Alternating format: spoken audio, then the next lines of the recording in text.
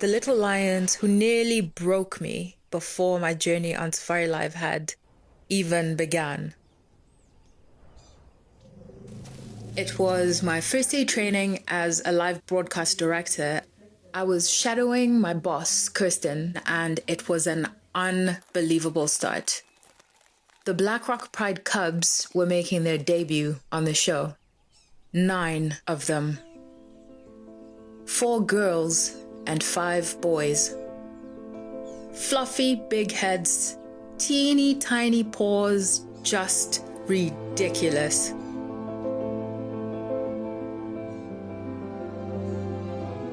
And then things changed. Their babysitter, one of their mothers, began walking away from the den. And instead of ducking back into the den to hide away like cubs typically do when their mothers leave, the little lions decided to follow her. They were too young and way too many to be so far from their den, especially without all their mothers to protect them. By the time we wrapped the live morning show, 7 of the cubs had ducked into a croton bush a good distance away from the den, while 2 of the cubs had continued walking with the babysitter, who was presumably their mother. And our field team had left the sighting.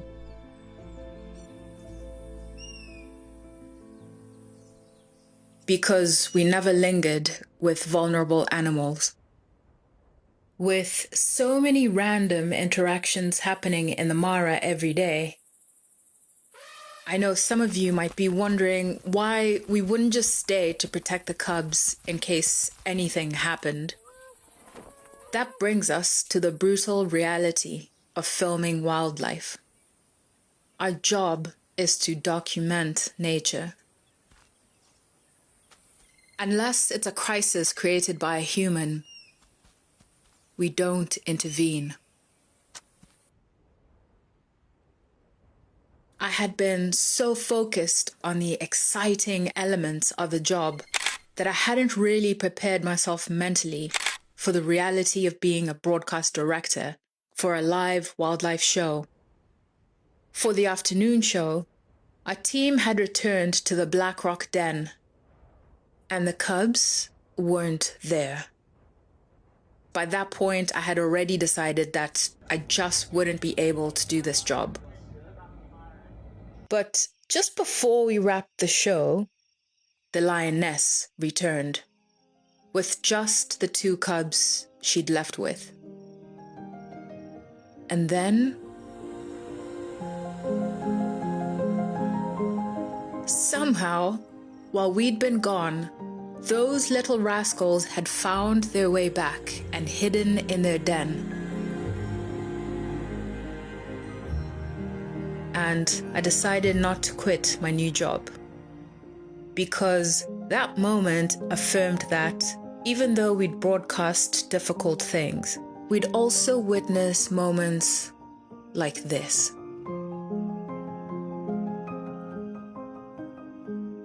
It was all woven together, and we couldn't have one without the other.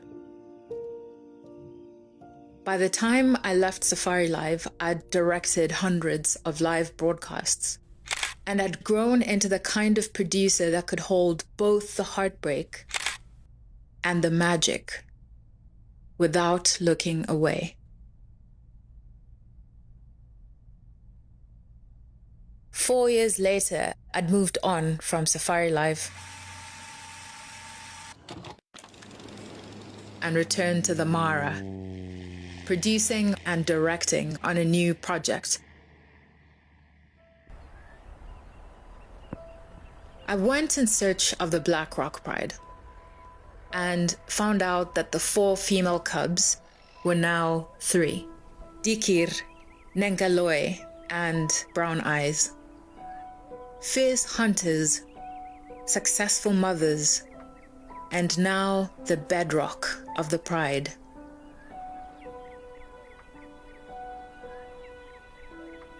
And the 5 male cubs had become Oloimina, Oloisiadu, Oloshipa, Lorkulup, and Olobor, the Black Rock Boys.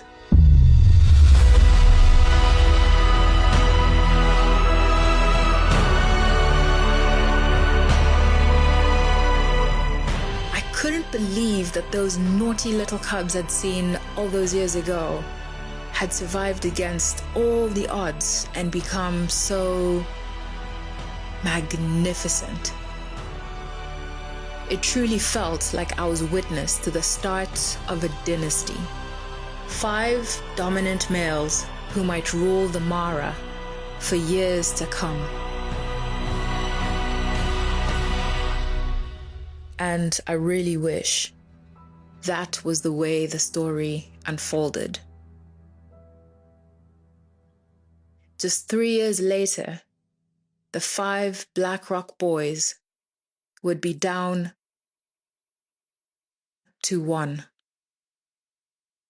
Not because of other rival lions, but because of something that's quite difficult to explain.